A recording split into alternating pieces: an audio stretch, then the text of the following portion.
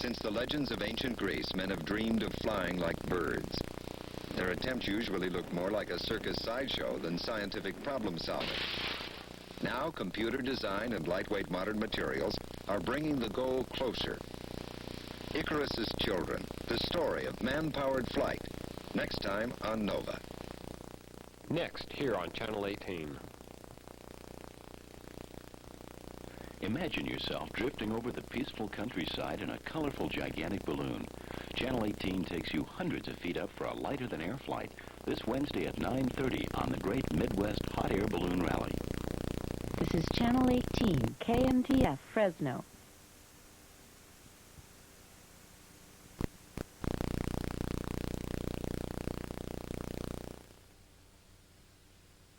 Local funding for Nova is being provided by a grant from Beacon Oil Company. Due to the language in the following program, viewer discretion should be used.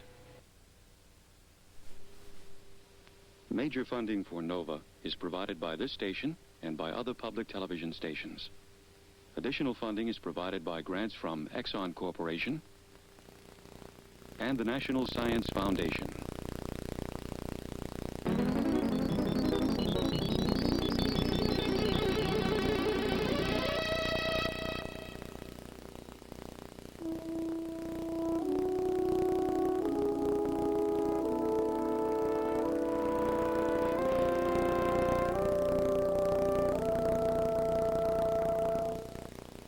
I feel very nervous, and excited at the same time.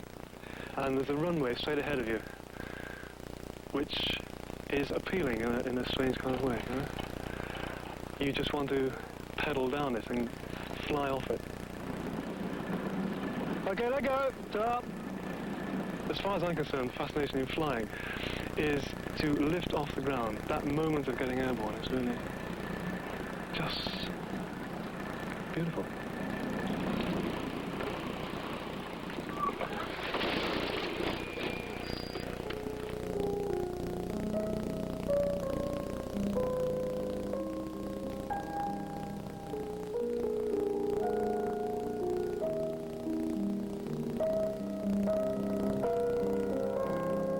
To fly like a bird has long been a human ambition. For most, it's but a dream, a gossamer thread of thought that quickly passes under the weight of reality.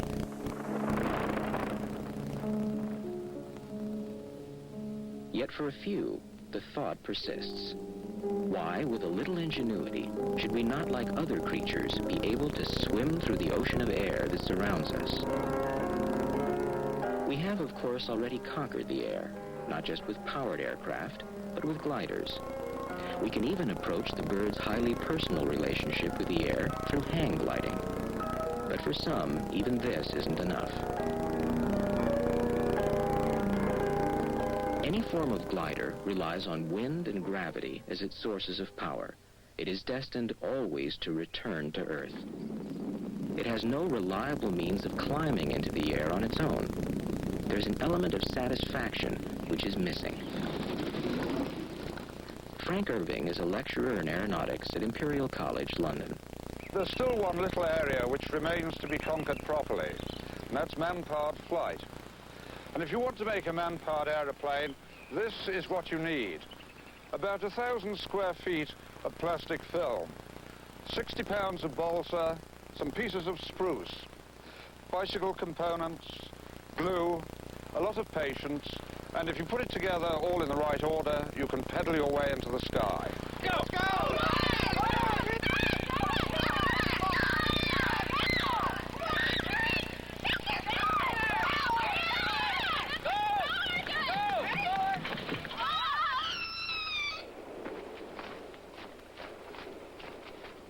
Birds seem to achieve takeoff with such ease. So for centuries, men have strapped large wings onto themselves and hoped. It's not that easy. Maybe larger flapping wings would do the trick. But it's still not that easy.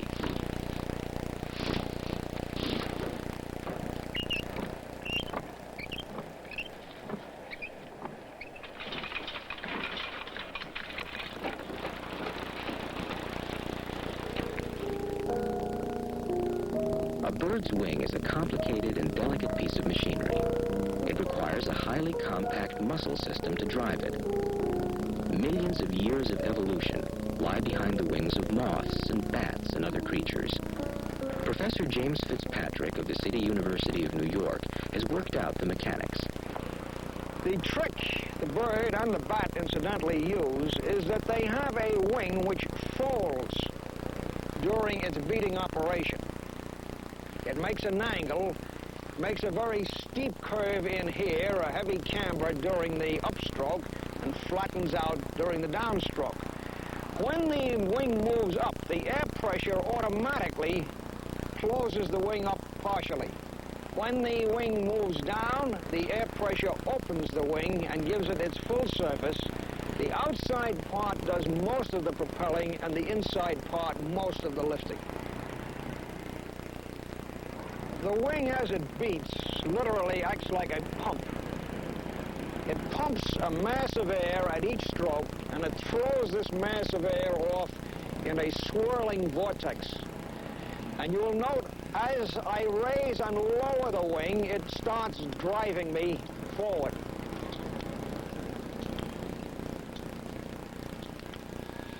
If man could only achieve flopping flight, he would have solved many of his personal transportation problems. And it is to this end that I have worked for over 40 years. In building this machine, you will see it is called an ornithopter, flapping wing aircraft.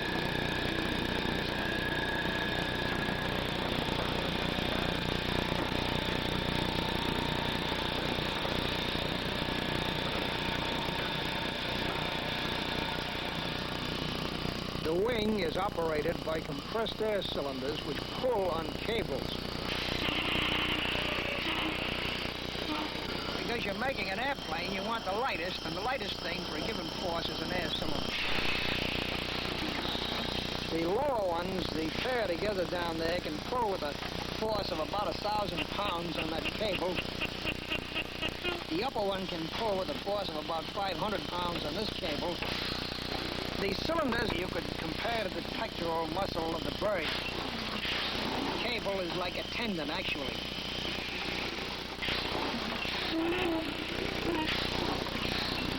These wings can beat with a sufficient air supply at 90 strokes per minute, and at that point, it is calculated, using the 10 horsepower, this machine would be able to achieve a takeoff.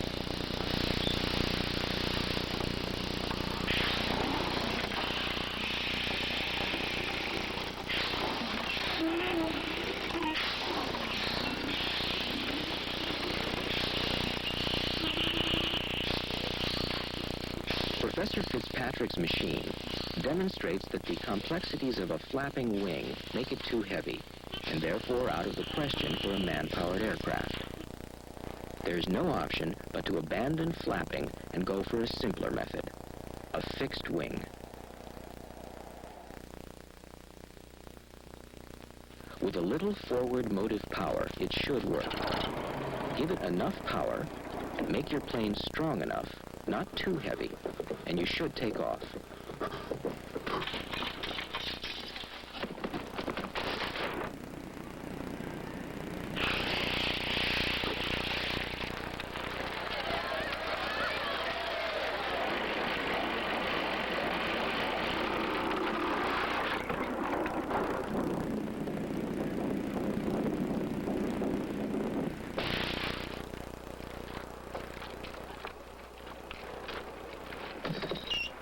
The principles are deceptively simple.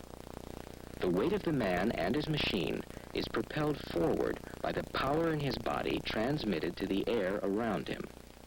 This acts on an airfoil and provides lift.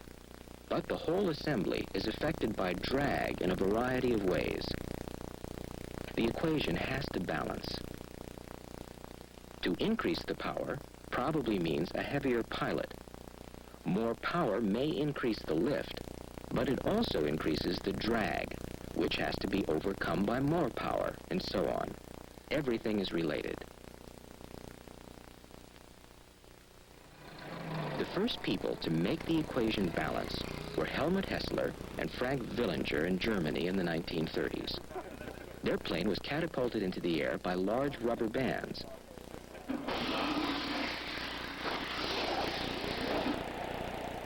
Once airborne, it maintained horizontal flight under its own power for several hundred yards.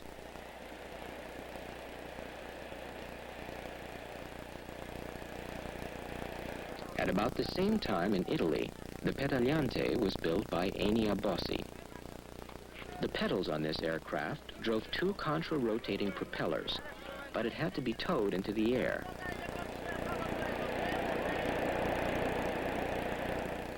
It definitely flew, but there was considerable argument as to whether it had ever achieved a man-powered takeoff. 20 years later in London, the Royal Aeronautical Society persuaded a reluctant businessman, Henry Kremer, to put up a special prize for the first genuine man-powered flight. The Kremer course was designed to eliminate any kind of cheating. Takeoff must be unassisted. When the machine reaches a height of 10 feet, the course begins. The pilot must fly a figure-8 circuit around two markers half a mile apart. This means he cannot take advantage of any downhill slope or helpful wind. It's all human-powered.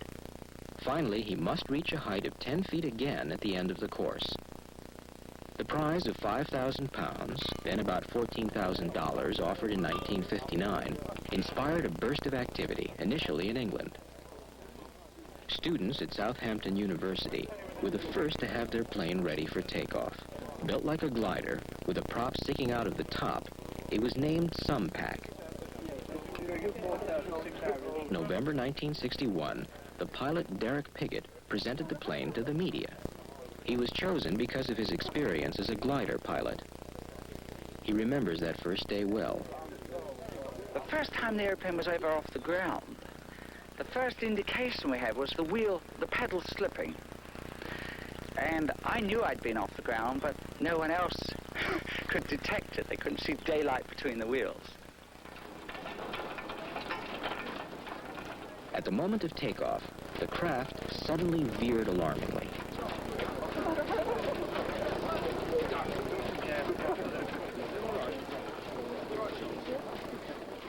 But it wasn't damaged, and they tried again.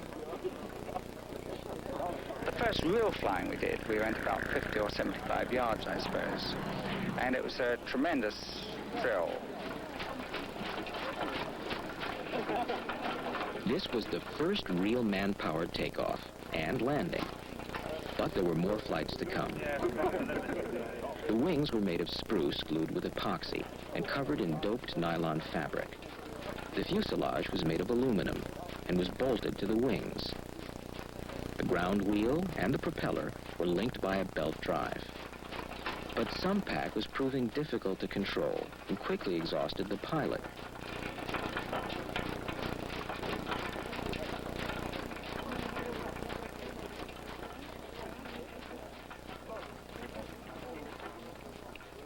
A later version incorporated one or two modifications, and the pilot appeared wearing pajamas to save weight. It was once again Derek Piggott. When we started flying, we always had light, very light winds from the west, and so we were going down the slope of the runway. It turned out the slope was very significant. It was about 1 in 100, and this means that going down the hill, it's very much easier to get off the ground. The new plane was better, but still not right for the Kremer course. I thought when we first flew the airplane that even if our own airplane wasn't good enough to do the flying because of control problems, that the one from Hatfield probably was. The Hatfield machine was called Puffin and was being built at the same time as Sumpac by a group from the de Havilland Aircraft Company. Thin sheets of balsa wood covered most of the wing and fuselage. The pedals turned a balsa wood tube connected to a propeller, which was at the back to avoid turbulence over the wings. If Sumpac was built like a glider, Puffin, although a little bulbous in places, looked more like a regular plane.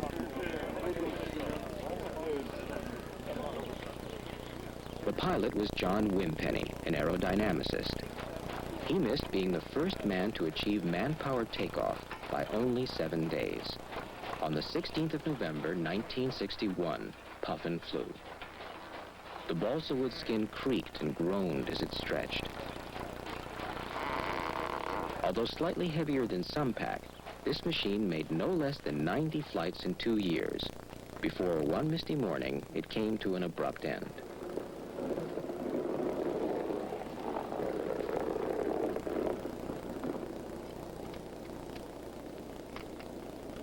The opportunity was taken to redesign and rebuild the plane, with many more spars in a much stronger wing. With several modifications, this made Puffin II heavier still. Although the improved airfoil produced more lift, this was canceled out by the extra weight. It flew easily and frequently, but it was not as successful as its predecessor. It was still difficult to control, and finally crashed into a pylon. But the memory of Puffin I carried with it a distance record of 993 yards, which was to stand for 10 years. It was to be beaten by this man. Of course, pedaling the man-powered aircraft is physically very demanding. The pilot needs to be able to develop a steady 0.4 horsepower with occasional bursts up to 0.6 or 0.8. In 1972, a young flight lieutenant named John Potter turned his attention to the power side of the equation. Each day I travel about 5 miles to work over a measured course. When I started, I thought 20 minutes would be a good time to brake. But now we're down to 13.5 seconds. He works at a Royal Air Force training college, and it was an RAF group that took over a machine called Jupiter, which had not yet flown.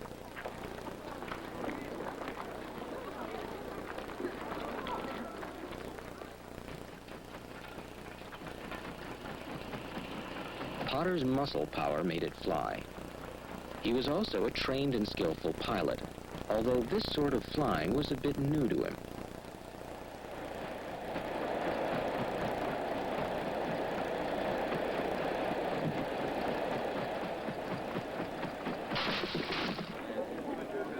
Fortunately, there was very little damage. All we did was to buckle the wheel and tear a few of the cockpit stringers out, and the cost of this was a couple of weeks' work and about £1.50 for a new wheel and a tin of glue. Jupiter was a cross between Sumpac and Puffin. Built from conventional material, it was the heaviest yet, but it had one major advantage. Aerodynamically, it was the cleanest configuration so far. The drag was very low. This, with Potter's stamina, made it a surprisingly successful machine. On its 60th flight in May 1972, it flew for over 3/4 of a mile, which beat Puffin's 10-year-old distance record. It would have gone on, but as it wasn't very good at turning, it eventually ran out of runway. Potter went on to work with computers, and he took his interest in the Kremer course with him. That looks quite good. This was the first time that it had been analyzed on a computer. The aim of the program is to imitate the aircraft behavior in flight by describing to the computer in terms of 100 numbers exactly what the aircraft is like. Its wingspan, its weight, fin area, whether it's a nose wheel or tail wheel aircraft. And then we go on to describe its behavior in fairly complicated mathematical equations. Well, of course, we tended to be very suspicious of these results until they could be corroborated on a real aircraft. And we had the flight tests of Jupiter, so we fed the machine with the 100 numbers which described Jupiter exactly, and much to our surprise, the machine gave agreement in general aspects, in power requirement and general behavior. Certain important details showed up as well, such as the tendency of the aircraft nose to rise slightly after takeoff, or the 2 or 3 degrees of adverse yaw which I saw when I applied ailerons. And these findings then strengthened our confidence that this was a good model of man-powered aircraft, and one which we could apply not only to Jupiter, but to other similar designs. There was another design available. Completed in 1970 by the British Aircraft Corporation group at Weybridge, it was called Dumbo because of its enormous wings. They were attacking the lift side of the equation by having the biggest possible airfoil.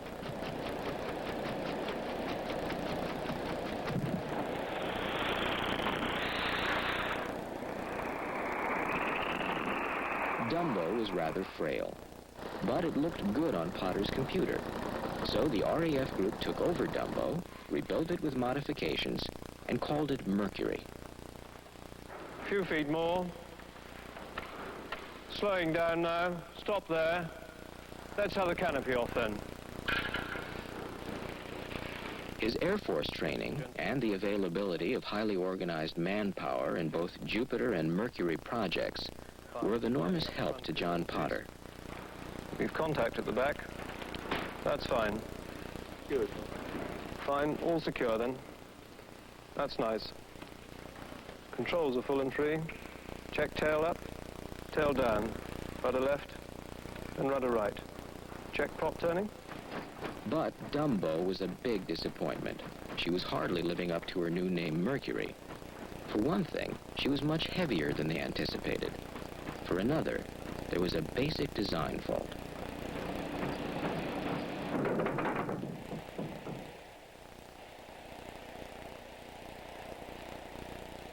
Although the propeller was turning when it became detached, it came off backwards. Now, one would normally expect a propeller to be thrusting forward, but in this case it was obviously retarding the aircraft, creating more drag than thrust. This is a situation which is not uncommon in man-powered propeller design, and in fact we haven't been very happy with this propeller for some time, and in consequence we have in the last few days produced a new propeller, a much wider chord design, rather like the Jupiter machine, and we should find this performs much better. That was in 1974. Since then, the RAF has found what are felt to be more important projects for the intrepid officer. If one person can provide power to lift an aircraft off the ground, then certainly two can. A plane based on this idea and called Toucan had been built by another group. There's nothing against it in the Kremer rules, but the increase in power was accompanied, of course, by an increase in weight, which required an increase in lift, which meant the wingspan had to be even larger than Dumbo. The trouble with a long wingspan is that it cannot always carry its own weight. But by then, it was being recognized that the Kremer Prize was perhaps attainable. It had been increased to 50,000 pounds, about $100,000, and was open to all comers. In France, Maurice Jurel, a famous wartime aircraft designer, had built the Aviette. He too had chosen a very long wingspan, the longest yet, but also narrow to reduce the weight and drag. Significantly, it was partially supported by wires from a central king post. This meant the wing structure could be light. I am waiting only for good weather, but now it seems not very good. Perhaps next week, perhaps after. It's impossible to know. The weather had been unkind to Monsieur Jurel, but nevertheless, the Aviette flew for 3/4 of a mile in 1974, almost beating Jupiter's distance record. At the same time, enthusiasts in Japan also had their eye on the prize. This is the Stork, built by engineering students at Nihon University, almost exactly along the lines of the successful Jupiter. The university has a tradition of man-powered flight dating from the 1960s, when several versions of their Linnet had flown, although briefly.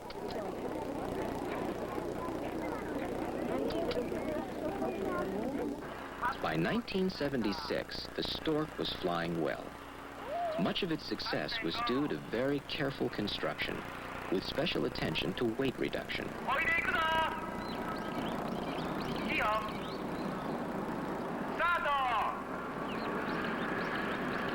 As with all man-powered planes, control of such a large structure at such slow speeds is a problem.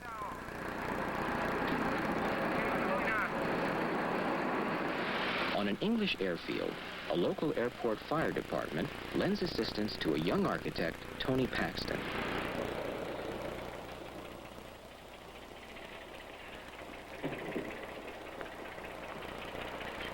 Okay? Yeah, fine. Okay, Tony. So, can you stick your feet in there? Smashing. Can you do them up? He has built himself a much smaller and lighter machine with a relatively short wingspan.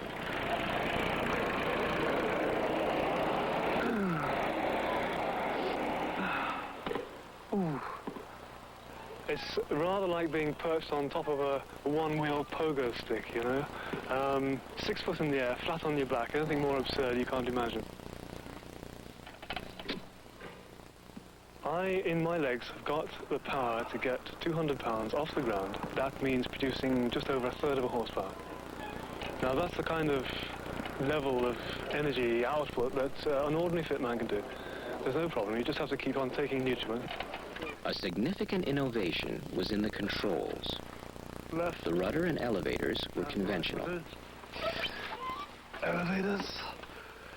Up and down. But there were no ailerons to bank the wings. Okay. Instead, the left and right movement of the joystick twisted the entire wing on each side. It all seems to work. Okay. Let's go. See what happens. See if it rolls anyway.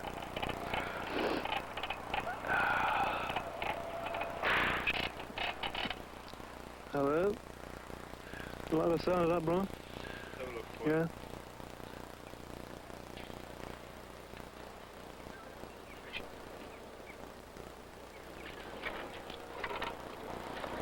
Looks like your shaft's broken, Tony. What? Your drive shaft's broken. You reckon? Yep. Oh, that marvellous. Well, that's just it, isn't it? Again. That's about the 3rd time, isn't it? Yeah. So we're going to do, take the propeller off. Yeah? And see what we can do. Should we give it a tow? Yeah, why not? It's a good day. Yeah, fine. Yeah. It's a pity about that thing, you know?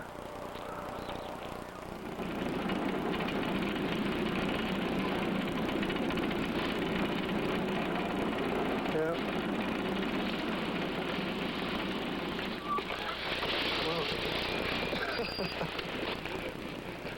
All right, Tom? Yeah, fine.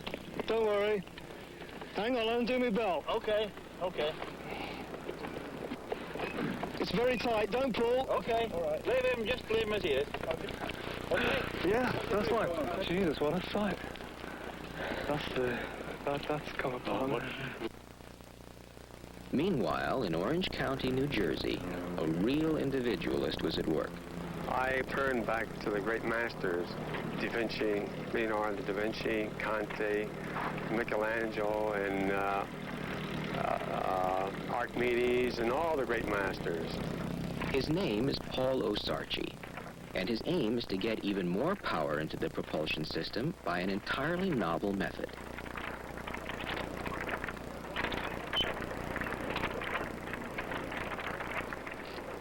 The cables run to the back of the aircraft, where they're attached to a giant lever.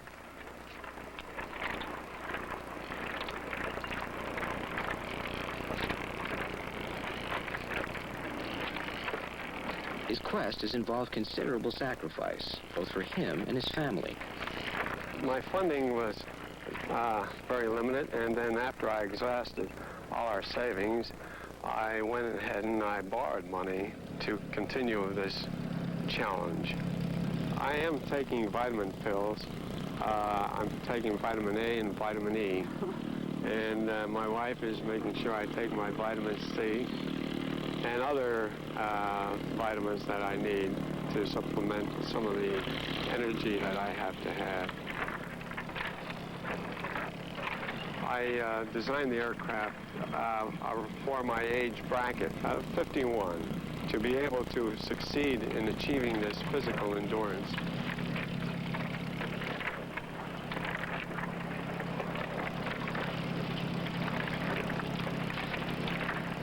I would continue on overcoming the obstacles, because that's man's innate ability is to go ahead and achieve the impossible. The impossible is what I'm after to achieve.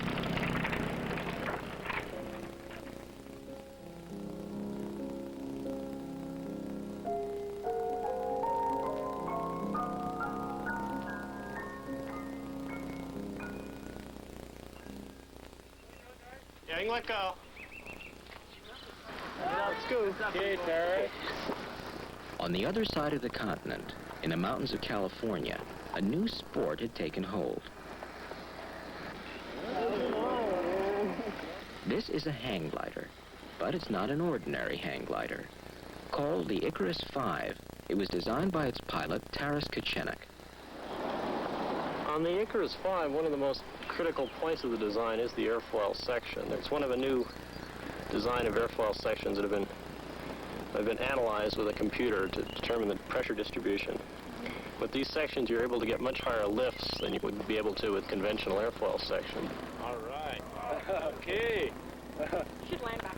Beautiful. Just to show them. Oh, look at that. Jesus. Incredible.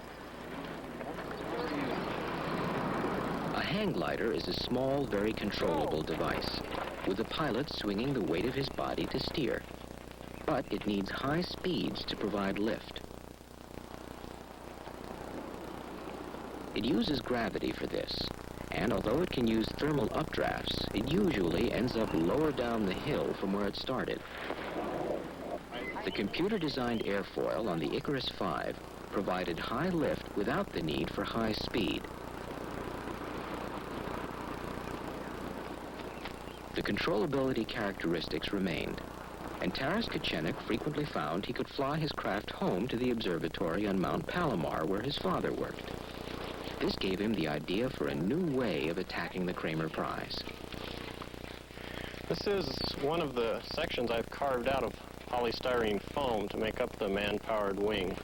There'll be 50 of these sections glued next to each other to make up the 40-foot wingspan of the man-powered airplane.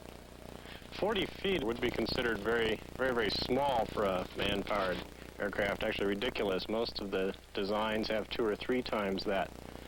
But I'm getting around the need for a long wingspan by flying very, very low, like less than 10 inches off the ground. When you travel this close to the ground, the air doesn't have a chance to escape away from the wing as the wing pushes down on it. This way here, the air is just compressed as the airplane passes by and then springs back, but you don't get the vortex system that's usually associated with an airplane flying through free air. All the pilot's power doesn't go into stirring up this massive wake system behind the aircraft. It just goes into simply holding him up. This is known as ground effect. And although it was thought it might help an aircraft taking off, nobody had thought of building a plane that depended on it for the whole flight. This is the fuselage structure. For the wheels and the seat, it weighed 9 pounds. Pilot pedals here. The power will be transmitted with a chain back to here through an idler shaft, and then rotate the propeller housing, and the propeller will be over here. The wing section bolts on down low here. Right down here, right next to the ground like this, and I'm going to turn flat. Since the turns required are actually so shallow and so gentle that I'm just going to, rather than try to bank the airplane, just yaw it slightly using the fuselage structure as much like a keel on a boat. Just skid around the corner. But what about reaching a height of 10 feet? I plan just to gain enough speed near the ground that when I get near to the place where the 10 feet's required, that I can zoom up to 10 feet, come back down again to the low flying regime. By 1976, the machine was ready. It certainly looked very different from any other plane. The question was, would the ground effect, which worked in theory on a computer, actually lift the plane off the ground in practice?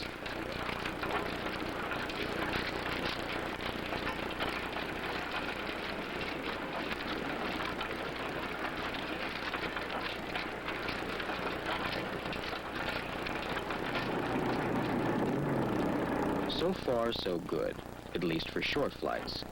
What about the 10-foot requirement? To test the flying characteristics at that height, they gave it a tow.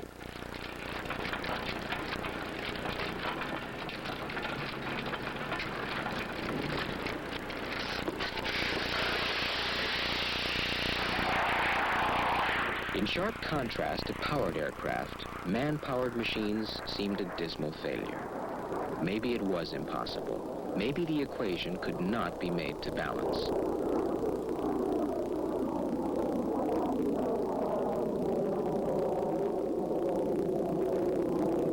By late in in 1976, in great secrecy, another more radical approach was being tried. This time, the designer was Californian Paul MacCready, a scientist and businessman who was 3 times national gliding champion. And it'll fit in the hangar here without too much trouble. Like Kachenik, he got the idea from hang gliding. Hang gliders, he knew, need about 1.5 horsepower to keep aloft, 3 times a man's capacity. But he could cut the power needed by flying very slowly and cutting drag. To maintain lift at the low speed, he would need a wing 3 times larger than a hang glider, but still the same weight. Weight reduction became MacCready's prime objective. The computer-designed airfoil was a single sheet of very thin but very strong mylar. Adhesive tape was all that was needed to stick it together. This had the advantage that modifications and repairs after accidents could be made quickly and cheaply. Okay. The framework was the thinnest aluminum tubing possible, braced with steel piano wire, also quick and cheap to repair and modify. This was an advantage that was to prove crucial. Another important feature was that there was little or no strength in the wing itself. The central aluminum king post took the strain. On the ground, the wing would hang from the wires attached to the top of the pole. In the air, the weight of the pilot would hang from the wires attached to the bottom of the pole from the underside of the wing. The absence of load-bearing spars in the wings saved a huge amount of weight. It was quite unlike any other craft. The overall weight, a mere 70 pounds, less than 1/2 that of Jupiter. The power supply, in the form of MacCready's young son Tyler, was attached to the plane in December 1976 for the first test flight. Pour attention on it all when you can. Down a little, up a little, down a little. You're flying all this time. Okay, let's leave it at that. Too much wind. From the very first, it needed almost no takeoff run. It floated into the air. Okay, I'm not pulling it all now. You're doing all the work. Try to go a little faster, 7.5 or so. Ooh, we go fast, we go up. They called their craft the Gossamer Condor.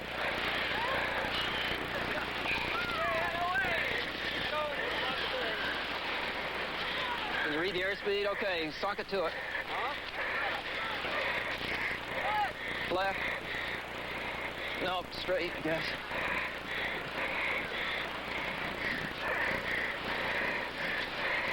It's just going down. Down nose, down nose. Hold down, okay. When it gets close, the prop gets awfully close. Not so high. Pull right. Flying. The Condor was essentially a developed hang glider with a prop on the back. The low-weight strategy was successful. At low speed, drag was minimized and lift was adequate. Full left, full!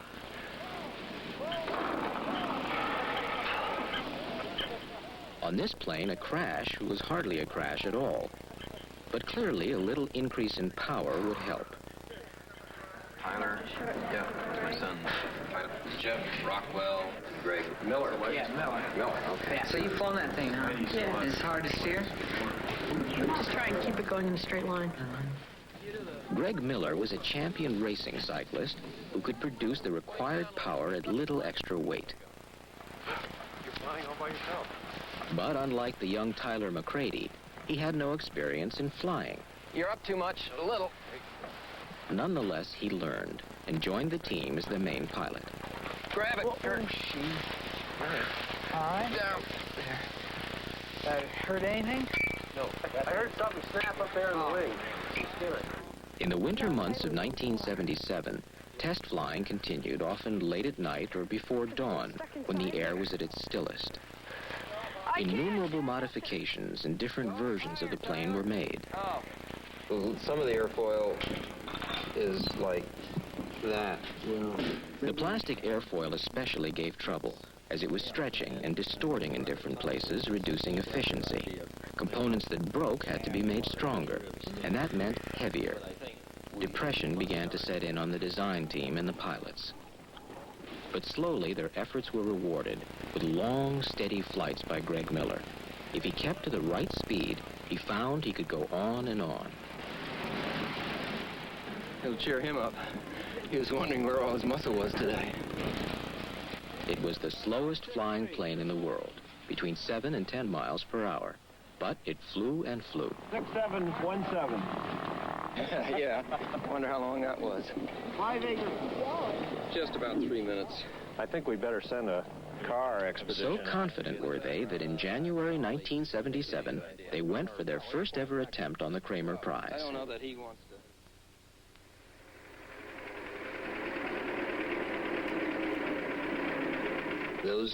Those are the rules. And yeah, I've got some. Those who were in the know came out to watch. But you probably won't try the major thing today, just to try straight it. fly? Oh, you are going to? We're going to try it. We're going to lay out the course, take the vehicle out, try the thing. But there's been nowhere near enough flight practice with the vehicle and with the guy to give us a good chance. Only up to here and there. The plane was ready. The course was laid out. The judges came from the local Air Force base. They had been designated by the Royal Aeronautical Society in London. Shortly after dawn, January 14th, 1977, Greg Miller was ready in the hot seat. Yeah. Ropes. Or should I go 10 and then come down? Yeah. He'll probably put it up. Okay. Watch it and try and keep the wings level because there's too much wind. Leading it.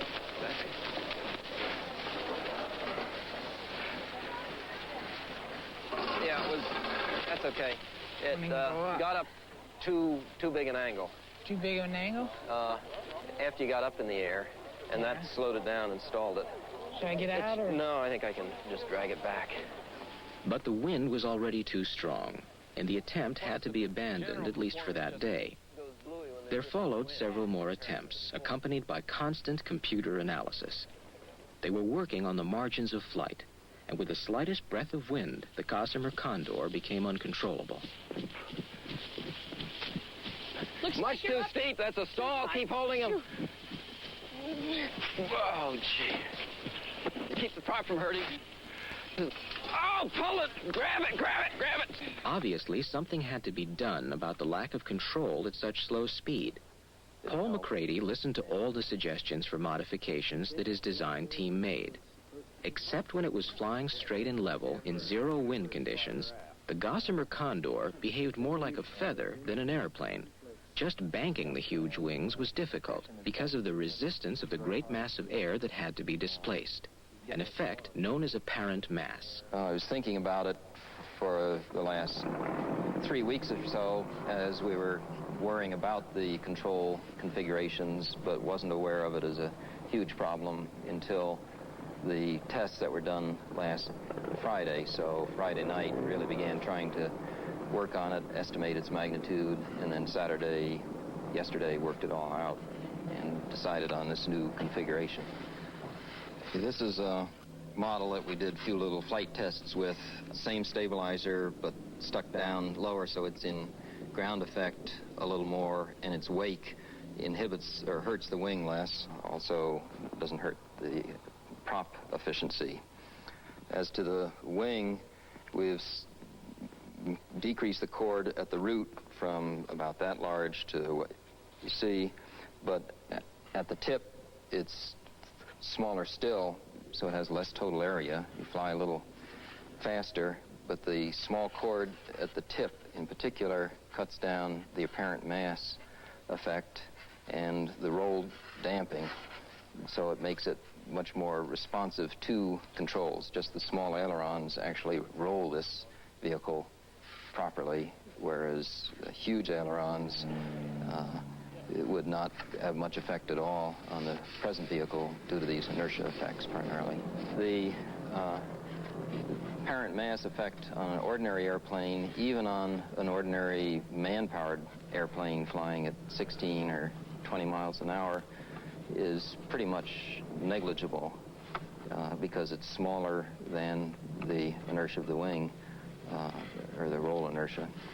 In our case, the apparent mass is much larger because we've gone to such a large wing. Nobody's ever tried to fly a plane that only flies at 8 miles an hour before, or even 6 miles an hour. When you do, you have to get into this problem, though nobody had ever confronted it before, there, as far as I know.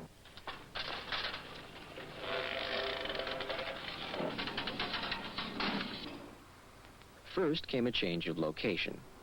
The bundles of tubes and the plastic sheeting were loaded into a truck and taken to a new airfield at Shafter, near Bakersfield in the Central Valley. Not only was there more hangar space, but the weather here was better. The cold air from the mountains did not roll down across the airfield when the sun rose each morning.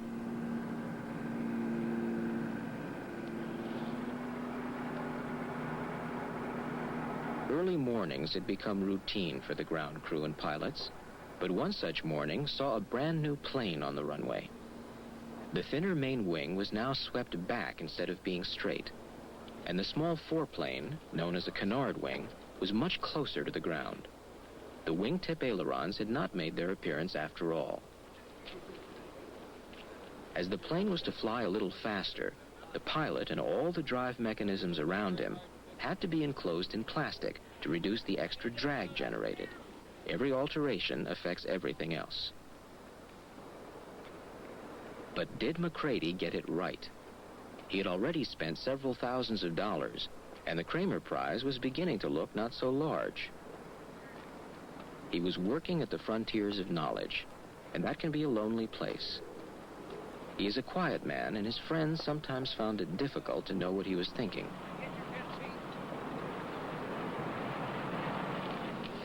The airfoil was now smoother, with a more effective double skin. This also meant that only a single aluminum spar was needed between the two layers, cutting down on weight. Where it's going to be very hard to pick up speed.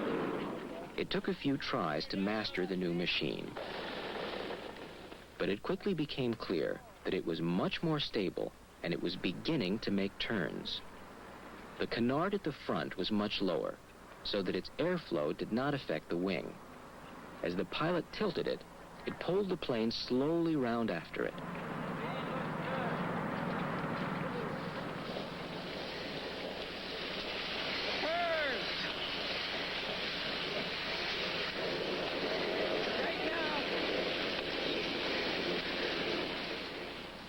Before long, the new version of the Gossamer Condor had flown further and longer than all the other man-powered machines put together. It had made one flight of over 5 minutes, and it had managed a couple of 180-degree turns. It was time for another attempt on the Kremer Prize.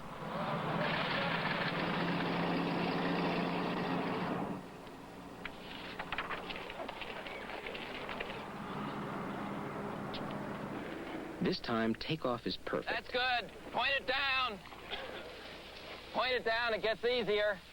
Turn left.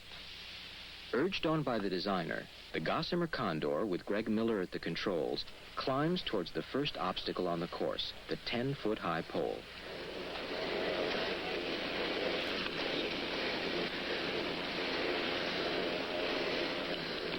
"3 feet to spare.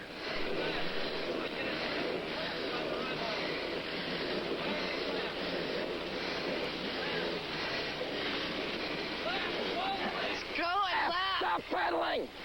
Stop pedaling full left! Oh, shit! Oh! Gee. God damn it! Oh, No, that wasn't your fault. You did everything right. The control wasn't enough. Try and hold it up a little. Hold it up.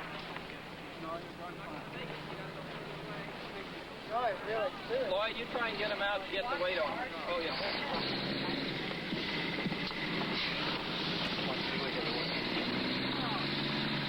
Nothing you can do about it, don't we?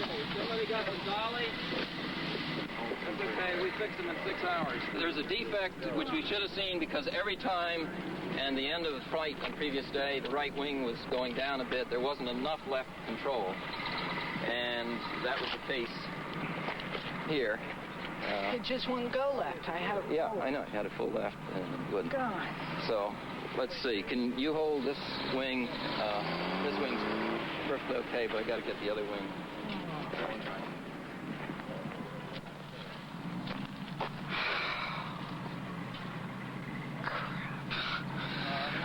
Good day. But it was not a total disaster. For one thing, the plane could quickly be rebuilt. For another, they realized that there was a slight twist in one of the wings, which had been pulling the aircraft to the right. The canard had been unable to overcome the pull. Even larger control forces were needed. Of course, in 6 minutes. I know. 6 minutes, that's only 1 minute more than you flew. Yeah, and with less power. We zapped out there, you know, when we took off the Yeah. air. That was just super easy. Yeah. Okay. Well, see you guys later. Yep. Give me a call, Paul. Will do. You need me. Yeah, thanks. Where are the nails, Bill? There are some on the table, left-hand side. Unfortunately, Greg had to leave for Belgium to continue his professional cycling career. So the project lost the pilot that had done most of the development flying. By a stroke of luck, a new one was found in 24-year-old Brian Allen. He, too, was a racing cyclist, but he was also very experienced at hang gliding. He lived close to the airport and was unemployed at the time, and he weighed only 135 pounds. He took to the Condor like a duck to water and was soon pedaling it all over the airfield. The strange craft became a common sight to the people of Shafter.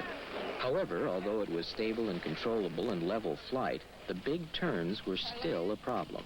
Well, he was giving hard over on the yoke. Oh, absolutely, but the foreplane was not moving very much.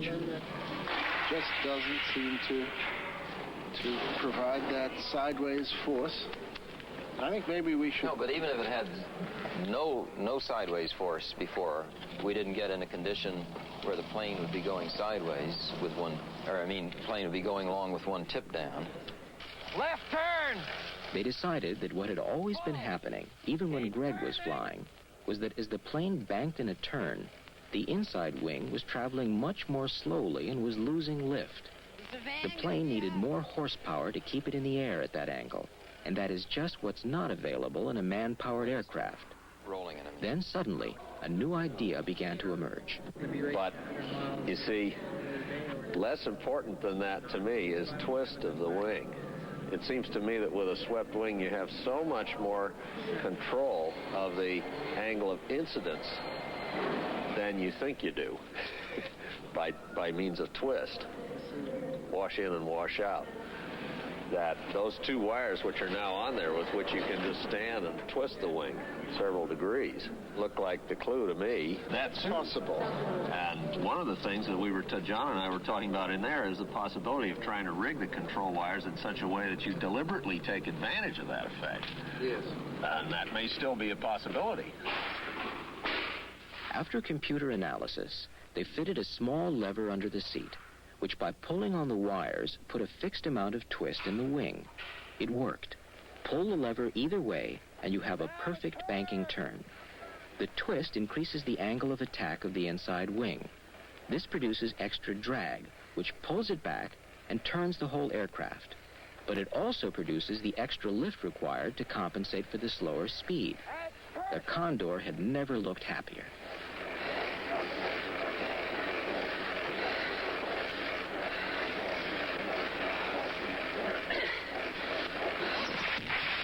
A cable had come off a pulley, but Brian Allen was neither hurt nor dismayed. It is remarkably easy, just the actual control inputs that you have to give to it. I think it's probably just about the easiest machine to fly ever made. So another try at the Kremer Prize seemed worthwhile. This was the 9th, and the judges were getting a little irritated at being called out. 500 between 11 and 8.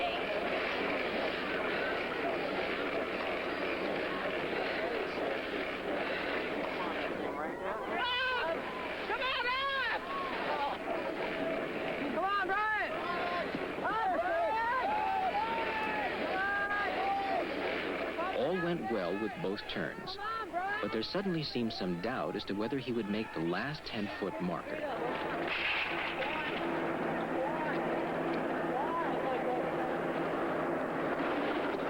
I couldn't see the pole, man. I know. And everybody was yelling up 1, 2, 3, 4. Come on. And I didn't know where it was, man. I know. Did I make it? Bill, did he make it? Not quite. No, not quite. No. Come on, let's get out. But on the 23rd of August, 1977, their 10th attempt came. Some small last-minute modification by Paul MacCready, and Brian was off. Sit up there for a long time. Come on, up over where it's gone on. All day long. Well, we could see a shadow where it was. A couple seconds.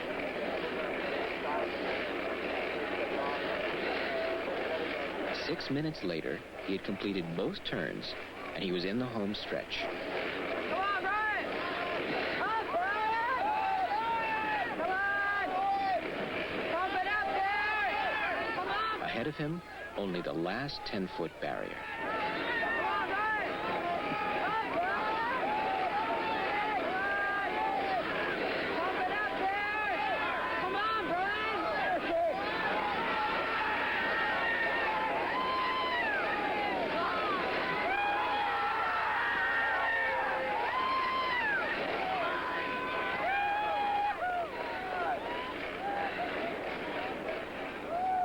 Get it by 2 feet! 3 months later, the project members climbed aboard a plane that was to fly them in a conventional manner to London. They came to a building just off Piccadilly at Hyde Park Corner.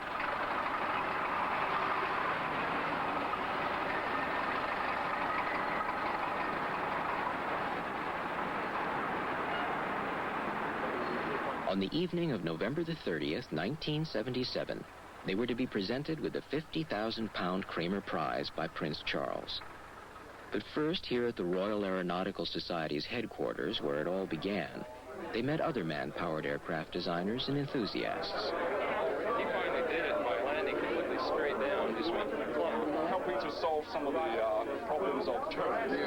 Is the Reynolds number of your wires so low that they're operating at a fairly low drag coefficient? The drag coefficient's 1.2. Maybe that's part of what makes your section. The success of the Gossamer Condor means the end of a chapter.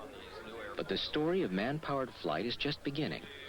There will be new goals to be attained.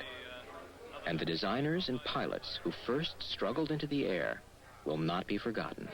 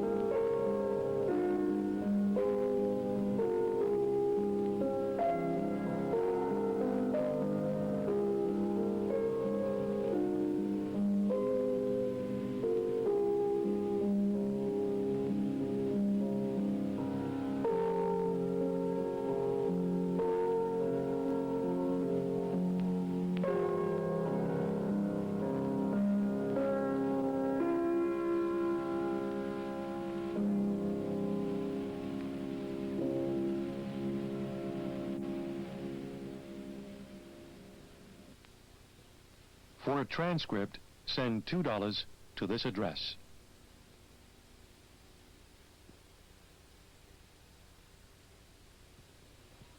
Major funding for NOVA is provided by this station and by other public television stations. Additional funding is provided by grants from Exxon Corporation and the National Science Foundation.